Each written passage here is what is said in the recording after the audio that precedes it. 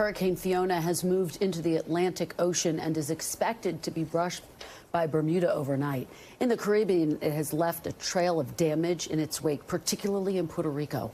NBC News has been able to confirm with several sources a total of 8 deaths believed to be related to the storm.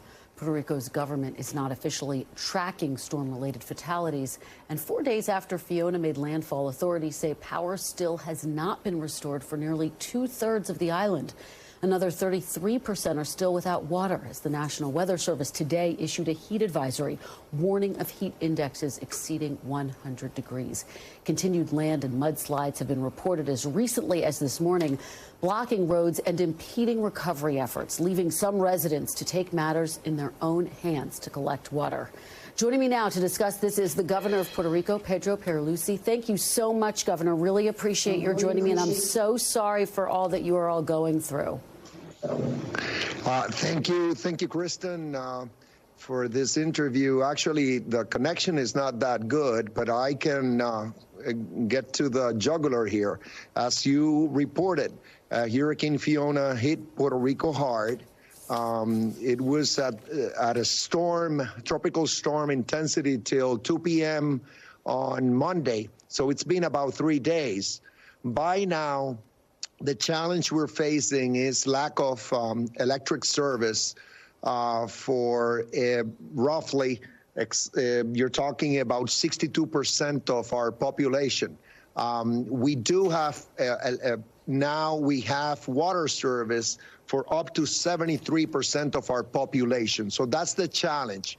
During the course of the day, a couple of generating units should be connected to our system.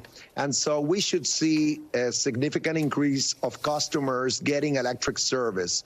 And that's going to help the water service as well. So that's the immediate challenge. There was a lot of flood damage, as you have reported, and the visuals show it.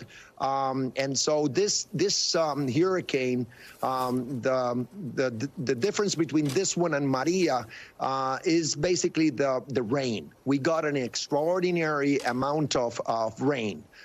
In some places up to 34 inches of rain. On average, it got to about 16 inches across the island.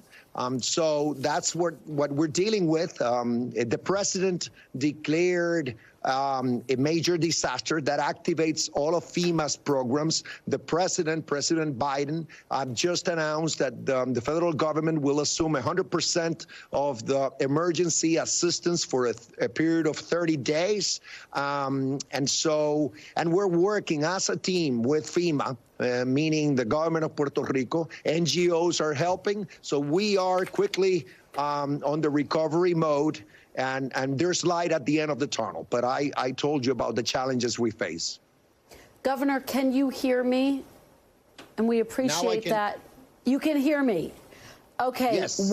Wonderful. I appreciate that and appreciate your patience as we deal with these technical issues. Let me just follow up with you on some of the points that you made. You talked about the urgency to restore power. When specifically can the people of Puerto Rico expect the power to be back on for the vast majority of residents who live there? And have you been able to reach all parts of the island yet? Well, yes, I have been canvassing the island for the last couple of days. Yesterday, the FEMA administrator, Deanne Griswold, went to several towns with me to actually see the damage.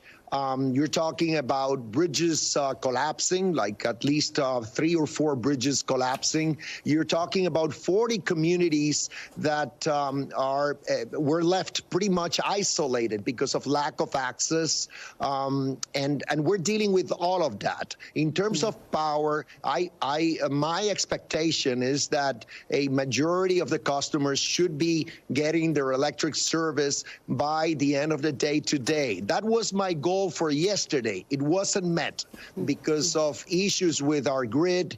But today, as I said before, several generating units should be connected to the system, and that should help. So the goal is to gradually increase the number of customers getting electric service. By now, as I said, water service was a big issue, still an issue. We roughly have about 70%, 72% of our people with water service. That should come up as the electric service is reinstated. So that's the immediate challenge we're facing. I've seen past interviews with you in which you have said that Puerto Rico is now more prepared to deal with these types of storms. And yet, last year, this week, Puerto Rican-born Representative Velasquez of New York gave this prediction. He said, quote, if a hurricane today, Category 1, hits the island, it will not survive. The power grid will not survive. That is essentially the exact situation that played out this week. So what is your response to this? Was this inevitable? Well, and do you stand by the comments that you all were prepared enough? Well, the reality is that whenever a hurricane hits any jurisdiction, you get a blackout. The question becomes how long it'll take you to restore the service. It's been 3 days since the brunt of this storm left Puerto Rico, stopped impacting Puerto Rico, and we're not where we want to be. But as I said, the majority of the customers should be getting their service before the end of the day, and it should continue to increase. The question was whether the grid would survive. Yeah. Well, it did survive. There has been some damage to transmission lines, but most of the grid hasn't been affected.